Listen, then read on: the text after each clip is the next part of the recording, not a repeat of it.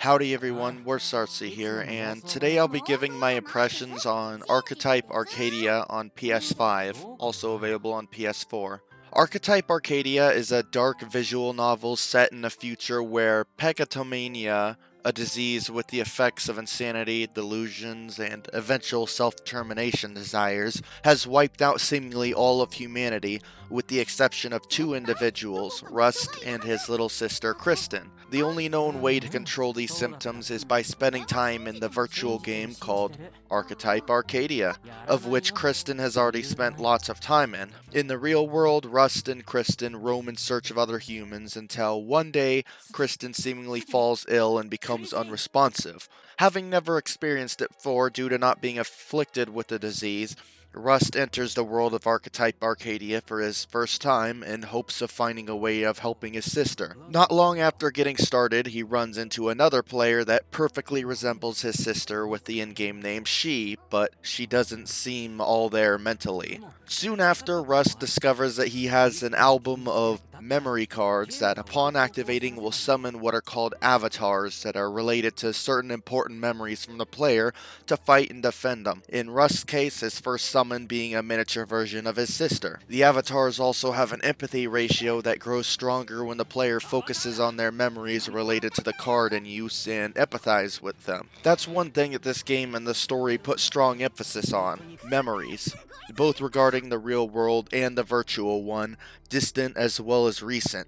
In-game, players fight, powering their avatars with their memories, and upon death, their memory cards are exposed to be attacked, and if attacked, players revive having lost the memories related to one of the cards, breaking that card. If they lose all of them, it's game over, resulting in a permanent death. Players that die in-game become an empty shell in the real world, unable to do anything or take care of themselves until they eventually wither away. But since the game thinks Rust is a guest, it doesn't apply to him, allowing him to respawn with his cards intact. So the more Rust plays, the more he finds out that it's not the fun and exciting world he always imagined as a kid, learning the stakes are very serious. He runs into people of all sorts, many who don't even remember the real world or believe in it. The virtual world itself has been seemingly long since abandoned by the GMs, given that the game has been going for centuries since before the collapse of civilization. Because of this, Rust wants to be the one to beat it and finally end it, as it's believed that by collecting all of what are called God Fragments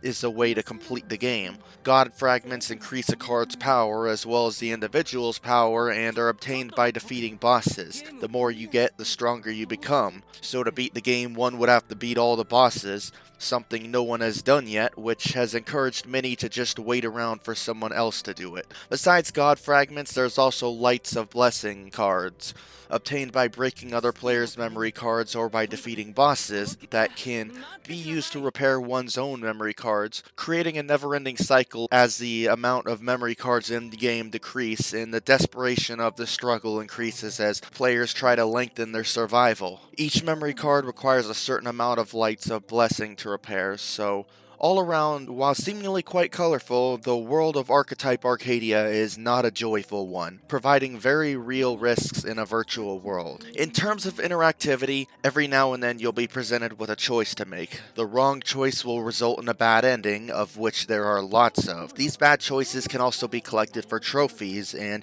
the cool thing about choices is that you can always jump back to certain choices from the new game menu so that you can pick whichever one you didn't originally pick, making collecting everything so much easier. Or if you want, you can just save at every choice selection because that's an option too. The game has a very interesting concept. In some ways, it reminds me of Sword Art Online with how it handles the death in the virtual world, except in this, players don't just drop dead in the real world, rather becoming empty shells that are unable to take care of themselves, and also how it's believed that only one person has to clear the game. It's got great music, beautiful art to complement intense storytelling, and always has a lot going on. It often makes you question previously learned information or completely invalidates it, ever evolving as Rust becomes more familiar with the virtual world. All of this is just in the first 2 chapters, which is all I'm allowed to share with you. There are 8 chapters in total, and considering this game boasts up to 50 hours of playtime,